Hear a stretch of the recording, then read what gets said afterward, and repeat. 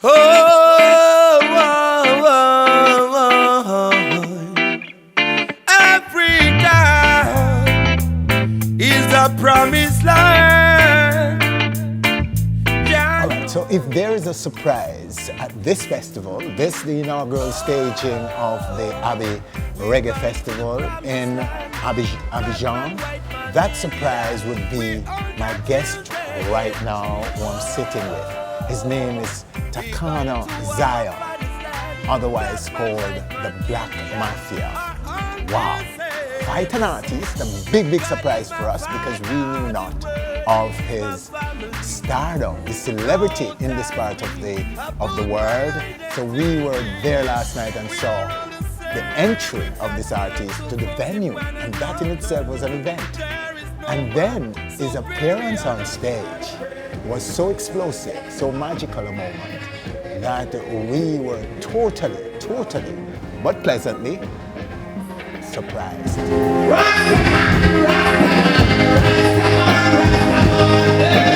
Takana Zion. Bless up, my brother. Bless it up, sir. Yes, I. Thanks for having me. Yeah, man. All right, first of all, congratulations. Give thanks. And those magical moments that you created last night for the audience. Yes, I. We as Jamaicans were very surprised about it because we had no expectation of any artist in reggae who we could relate to so easily in terms of language, in terms of stage presence, in terms of command of reggae music. And that surprised us. Tell us quickly who you are. Yeah, man. Give thanks. Well, my name is Muhammad Mukhtar Souma. I was born in 1986 in Guinea. And yeah, I grew up there till 18 years old, 17 years old, and I left my family. My father was a member of parliament. He was a politician, so I left my family and went to Bamako. And from Bamako, I met Tiken Jaffa Koli, and I met a French guy called Manjul. He's a Rasta, and he have a studio over there, and he make reggae, he play reggae. And Tiken Jah make two album for him, and through him blessing, I went to France for the first time in 2006. And 2006, 2007, I put on my first album, Zion Prophet, with Manjul. And with my friend from Jamaica, Ron Macagordon, that I met. Him gave me the rhythm of Zion Prophet. And then I put on the next album called Rappel à l'Ordre in France. And then I put the Rasta Government album on the market with the son of Samson Clayton from Mystic Revelation of Rastafari. His son is an engineer living in France, Samuel Clayton, with Jean-Hervé Michel. We went to Jamaica in Harry G's studio and record this album with Sly Dunbar and a lot of things. And now this, I'm coming out the new album called Good Life. It was recorded in Tough Gong. Okay, so there are how many albums now? 3 albums? The fourth album internationally. Internationally? Yeah, Fourth? the fourth. Yeah. Take me back to that moment when you made that transition from the son of a member of parliament in Guinea to a Rastafarian reggae artist. Reggae artist. Since I was a youth, I love reggae music. I love reggae music, and I'm a man who are trying to find out who is the black man really on this earth, because when I went to school, everything I heard about black people is bull. They never tell us like some reality about we self. And I was born in the tradition too, because I know my father, my grandfather, all my grandfather's name, like my grandfather, him father, him father, him father. I know them name, you see. So I was trying to find the real me. And I met a brethren from Ghana, an old Rasta, who used to heal people in the name of Haile Selassie. You see, and we were born in a Muslim family. Normally, it's not easy like to check even, and next another religion. But I met them man, and them start to tell me like things like, Takana, your spirit is older than you. You see, these are some of the sentences that touch me, and I saw the man healing people in the name of Haile Selassie without no nothing mystical apart from the power of the words. Yes. And I see the dumb speak in the name of Haile Selassie. That's where I get my faith from. Okay. You see, when I see the man do that, and I see the man, he never tell lies. He live by planting things and naturally, without no woman and no son. And his levity marked me a lot. You see, so I start to meditate and say, yo, so if the man tell me my spirit is older than me, that means, say, I was living before, I'm living now, and I've got to live until forever, as long as Jaja live. And me love, I have a deep link up, spiritual link with Jamaica through artists like Bob Marley, Joseph Fields, and Peter Tosh is my favorite artist, you know? Yeah, Peter Tosh is my favorite artist in terms of how he explicit in singing and the lyrics and everything clear, and the love for Africa is a big soul, man. And like the tribulation where he passed through, I feel it's like it was me passed through that, man. Okay. And the 3 times I went to Jamaica is the only artist I went to see the grave. I went to Westmoreland and check him properly, you see, because I love Peter Tosh, man. Okay, so Peter is your inspiration. My inspiration. The music came at what point exactly? Did you start? Since I was youth, I used to sing, but I sing songs like everybody, rap, and but when I met Rastafari, I found the real me. So I recognize myself as a real African man. You know, say the African people they have kings, the king of kings, man. You see, no other nation have king of kings, but Africans have king of kings. And we never know in Africa, say, Solomon had a relationship with an African queen. You see, and through Rastafari and through Jamaica, I learned to see Africa differently, man. And that even encouraged me to search more about myself, my culture, and Africa. You see, yeah. Okay, so where would you say your career is right now in terms of its growth and where you're going with it? It's almost 7 years, because I'm from a country who have a story. You know, most of the slaves come from Guinea. Yes. Yeah, Guinea. You have more castles in Guinea than any other African country. You see, and like Guinea was the first French-speaking country to take its independence from white colonial power after Ghana. So a lot of things happen in Guinea, you know, like murdering people, killing one another, you know, and you have a lot of tribal living there, and the political side divide the people. So the people needed reggae, they needed Rasta, because it goes like the same reality that happened in Jamaica, but differently. Guinea, we know too much violence in Guinea. Too much violence. We know military regime, you know, a lot of brutality. So you took on these issues, these political and social issues in your music. That's why I moved from Guinea, because it's not like I was living poor, you know. My father was a member of parliament, and he was very close to the president, and we have a lot of land and things. I know my forefathers, but it was something happening in the society, like people don't have education. We miss a lot of things compared to Ivory Coast, for example, because once we tell the French people them we want independence, and the first president say like him prefer the dignity and stay in poverty than to live in wealth but be slave. Since them time, so the white colonial power moved from Guinea, and with all their economies and things. So Guinea have to assume, you see, and it was very hard. So any man who tried to rise at them time and say things like normal, yeah man, would have died. They kill a lot of people. So you have that hate in the heart of some people still. So with reggae music and with Rastafari, making the people know about themselves. So you moved for your own safety? You felt you would be safe doing music the way you do music? Yeah, because I wanted to be Rasta, and I'm growing in a Muslim society. Okay. You see? My family used to beat me up, man, if you read the Bible. Why you read the Bible? So we read the Bible, man. They, why you have to read the Bible? You see me? And I'm the last youth like of a big family. Like we are 12 youths in my father, from my father's side. You see, so I'm the last one. So I couldn't grow my dreadlocks. Everybody older than me. Anything my big brother say, me have to follow. So me have a lot of big brothers. So you are the I don't rebel, have no right? authority. You are the rebel. Maybe. And I left my family and go Bamako. So when I came back my country with the Zion Prophet, That's Guinea now. yeah, my life became a story and an example for every youth. I'm saying, no, Takana is not from a poor So family. it's like you left to find yourself. Myself, And when you found yourself, you went back now. Back now. And now you're speaking to the youth through reggae music. through reggae music. And when we say Jah, everybody say Rastafari. Because you know, I'm saying something that I'm living. How many languages do you speak? I speak Susu. Susu. Susu is my natural language. I speak Mandingo. I speak French.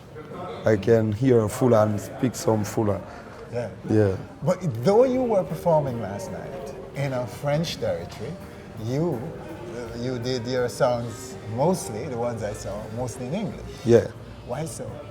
Why? Because I always, follow the Jamaican great artists, icons like Peter Tosh, Bob Marley, and there is no other reggae that I can listen. So, and the man them sing in English. So, English is a universal language.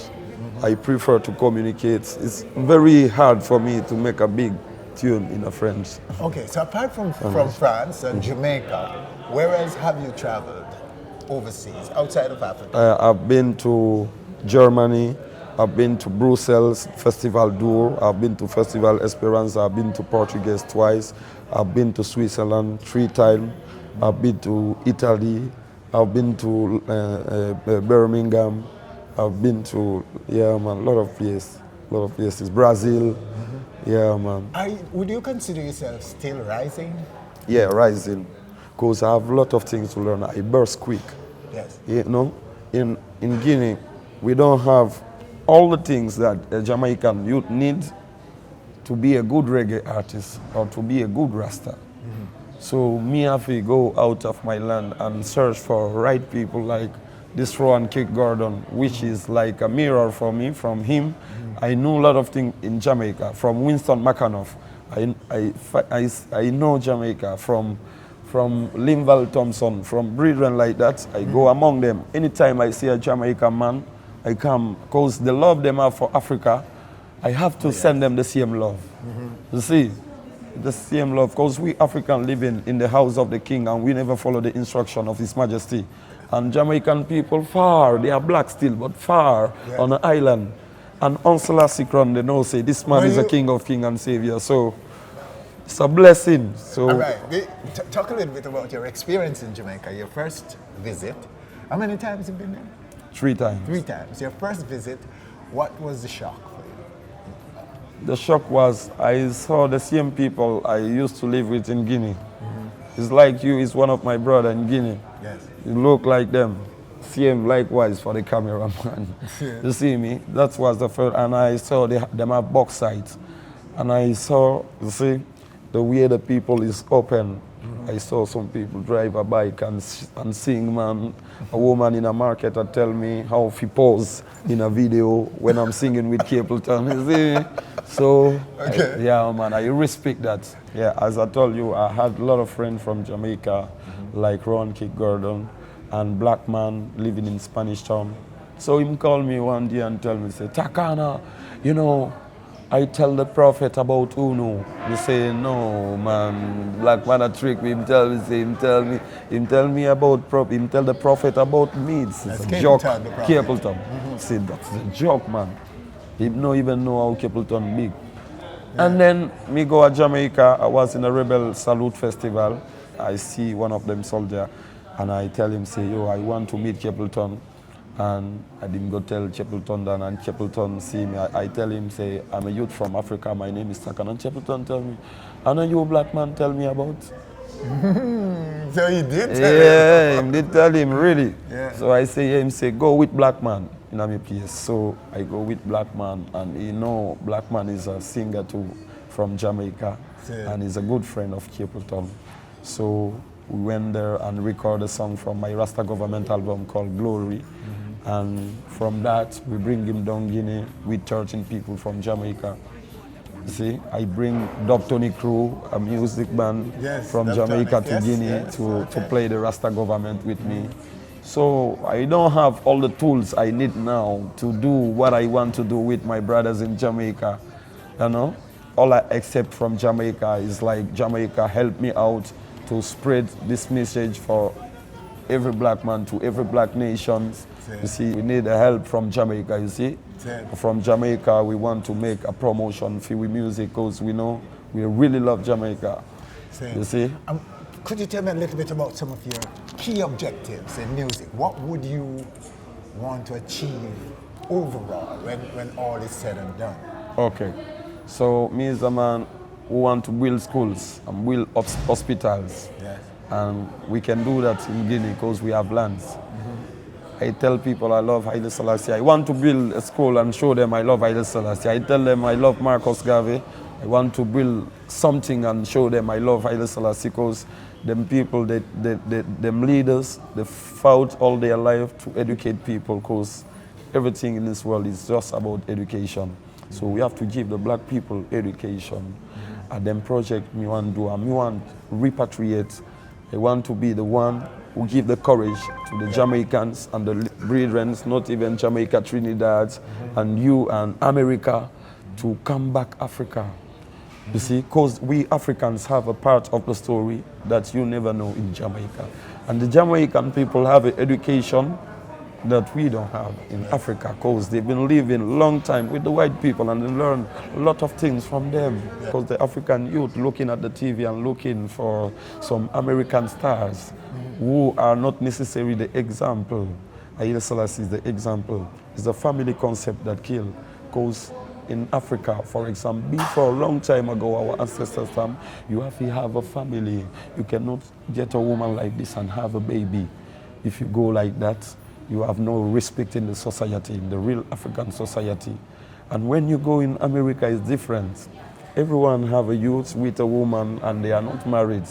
And the youth don't get the real love they need from the father and the mother and grow between that energy. If you have the, you know, like the positive mind you need for, you know, if you trod the road. So the concept of family is an African tradition. Yeah. But talk a little bit for me about how far did you go in terms of formal education? I go until like secondary school. They call that like back. So it would be the equivalent of what we call high school. High school. So you didn't go to college? To the university, University, no. I didn't go. I go. Yeah, man, I missed my examination, you know, and that was the first time I missed my examination at school. You know, it shocked me. And so you were a bright kid? Yeah, at school. I was very intelligent. So I said into myself, yo, I don't, and I was remembering about Bob Marley lyrics say, when one door is closed, another door is open. Maybe the musical door is open for I never know. I tried that site and it worked for me. Yes, it's working magic because you're quite the man right now in Africa, and we're happy to meet you. We're happy to sit with you and to hear your story and hope that when you return to Jamaica or when we'll see you. I mean, we're gonna meet. We're going to move. We're going to meet again somewhere. And I hope when that time comes, the ascension continue, and it's another level for you. Yes, what a pleasure it is to sit with you. One love, maximum respect. One love to Jamaica.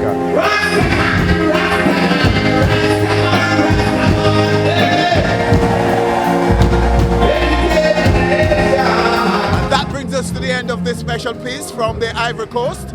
Winford Williams on behalf of the man behind the camera, Rupert Spugger Campbell, hoping that you'll join us again for another special look at the impact of reggae on cultures around the world, and you could never tell where we'll be coming from that time.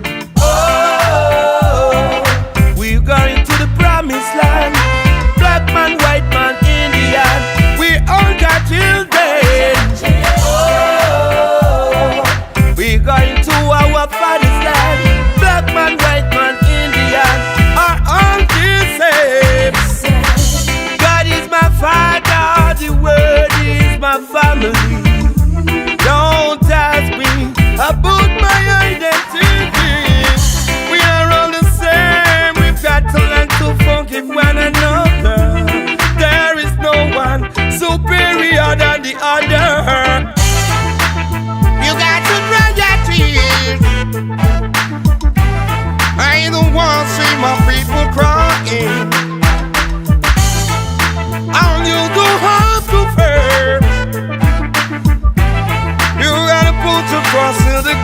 nothing.